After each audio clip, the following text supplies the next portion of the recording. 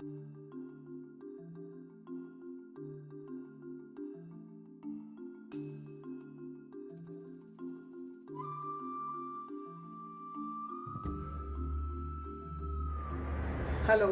I'm Sangeetha Chengappa and I work with one of Bangalore's leading newspapers, and I've been covering the business scene in Bangalore for the last 2.5 years.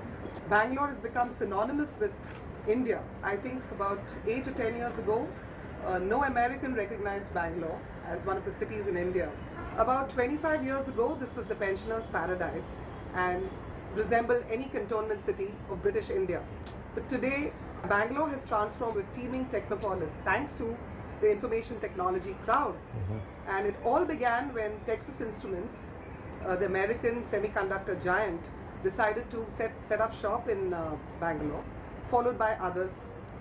Today, the average middle-class Bangalorean is flush with funds, and one would see him boogieing away at some discotheques in town, shopping with multiple credit cards, and savoring one of his favorite sundowners at the local club. This was unheard of just about 10-15 years ago. This is a generation that is very different from the baby boomer generation, for whom it was very easy to think about owning a car by the time he was 40, and they would probably think about a retirement home by the time they hit 50. Today's generation would have a house by the time he was 30, and he would own a car by the time he was 23, 24. Another thing that I would like to highlight is that the middle class person of Bangalore today really doesn't know what to do with his money. He is really young, and anything that catches his fancy becomes part of his lifestyle. His lifestyle aspirations are really high because he has exposure to all the global brands thanks to his jet-setting lifestyle enabled by the so-called IT outsourcing deals. One day he's at Chicago, another day he's in Greece, maybe the third month he would function out of Prague. So this is the kind of life that these youngsters lead. Because of this, Bangalore has become one of the greatest retail destinations of the globe. Global marketers are now setting up their flagship stores for the Asia-Pacific region in Bangalore. Let me give you an example which is much closer home, which is Levi's. The second largest store that Levi's has outside of San Francisco is in Bangalore on one of our high streets called Brigade Road. It is a museum of sorts. You have 4 levels, there's graffiti all over the walls, there is a vintage collection section which we were never exposed to, there is a whole floor that is typical of the miners. There are miners clad in their dungarees and their denims. So what we have progressed to is experiential shopping. From just walking into an outlet and buying goods off the shelf, we get to experience the product, we get to, the touch and feel of the product is increased. So what global retailers are now looking at is giving Indian customers a feel of what it is to shop like in malls abroad. India is a very young country. The average age of the population here is 24 years, which makes this one of the largest workforces in the world, which has age to their side. We're going to be productive for a much longer time. This 1 billion plus population, which was once considered a curse to the country's growth, is now proving to be a boon. Government has soon realized that if they adopt the right strategy in terms of human resource development, this huge population could be converted into an asset class which could produce a tremendous amount of wealth. There are 2 faces to this country. One is India, which is the urban population, and the other is Bharat, which is rural India. Rural India consists of 70% of the country's population, whereas the urban is 30% only. Marketers, both domestic and global, are soon realizing that this is a very attractive proposition for them. This huge market, because rural incomes, disposable incomes are going up by the day, while urban markets are getting saturated every day with the same consumers getting bombarded with a wide variety of goods and services which they don't want to buy anymore. Rural consumers really feel the need for these. What is happening is that 25% of the rural workforce belongs to the non-agricultural workforce. So the demand for products, goods and services doesn't depend on the vagaries of the monsoon.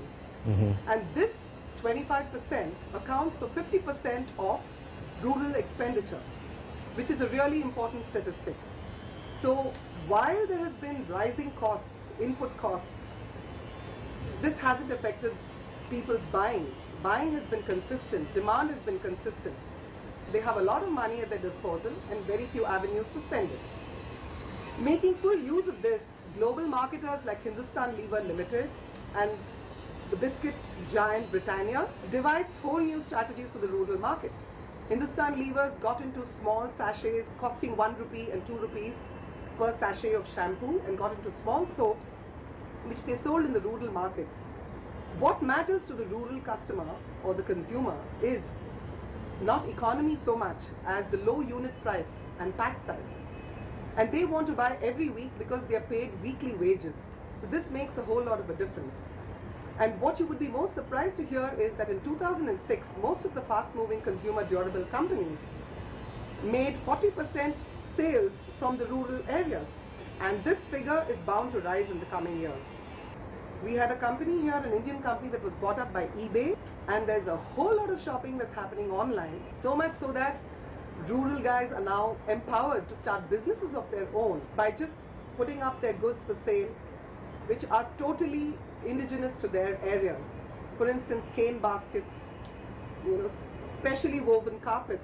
They don't only sell it to Indians, but they also sell it to Australians, people from New Zealand, people from UK and European countries.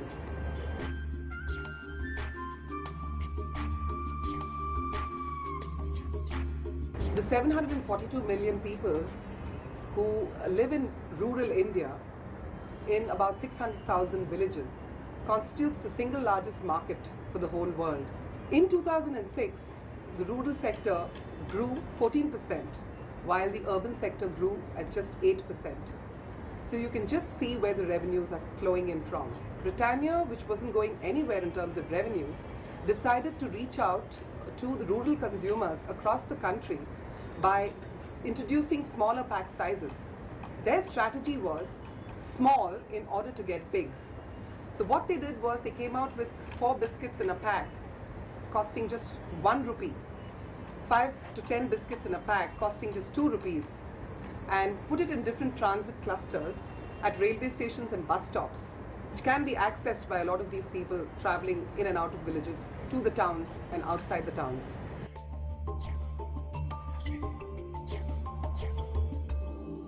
The average middle-class Indian is a value-for-money shopper.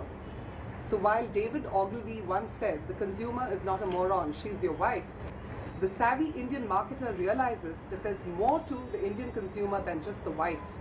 In India, when somebody has to make a buying decision, the entire family is involved.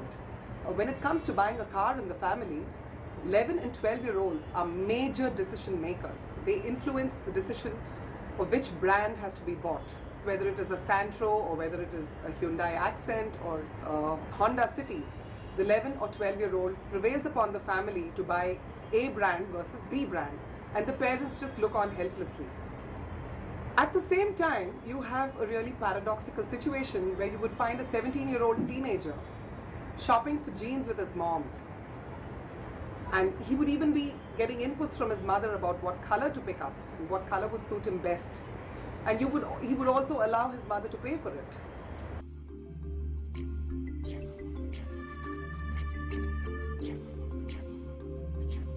The Indian consumer is not your everyday consumer.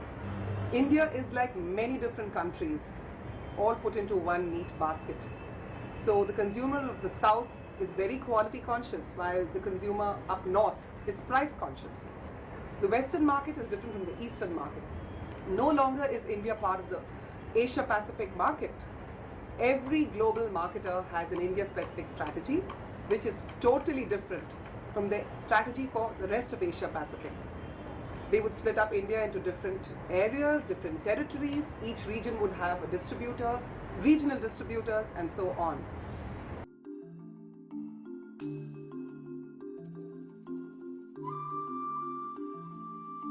Today, even IT is retailed from swanky, outlets, company-owned outlets where consumers can walk in and, experience the product. This was not true a few years ago. If you had to buy a computer or an MP3 player, one had to go one single distributor, contact him by telephone, and then he would in turn revert to you. But today what is happening is, even in small A and B and C class cities and towns, you can walk in and experience the product for what it is. So notebook sales have been doing really well. Instead of buying small ticket items, rural India has been witnessing a huge rise in sales.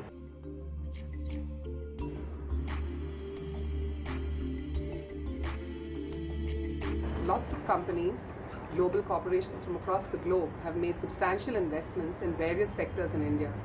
Some of the hottest sectors: retail, the banking sector, the telecom sector, the pharmaceutical sector, and the IT and ITES sector. As a reporter, life is becoming really difficult for us, because whereas earlier we would have one CEO from an American or European corporation visiting India once a year, you have them coming by the dozens. We had Scott Creans of Juniper Networks coming here, followed soon after by Craig Barrett of Intel, and there's a steady stream of CEOs coming to India. It is like they've discovered India for the first time. And now that one or two companies have made it big, everybody wants a piece of the pie.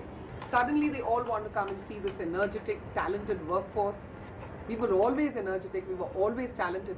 In fact, some of the CEOs tell us that the best exports that India has made so far is the brains. He says, we've got the best guys of your country working for us out here, heading our corporations all over the world. In the recent past, there's been a reverse brain drain happening. We have many instances of people who've been in the States, who've lived and worked in the States for the last 15 to 17 years, coming back because they have equally cushy jobs out here. The job content, which earlier was really bad, now is full of promise. India is where they need to be. India is going to be transported or catapulted into the Super League status by the year 2020, and this is going to happen largely because of our talented workforce, the large scientific community, and the fact that India is churning out the largest number of post-secondary graduates, which is about 3.1 million students per annum, makes it, one of the hottest places to be in. You have the three global brands, which is Bangalore, the IIT, and India.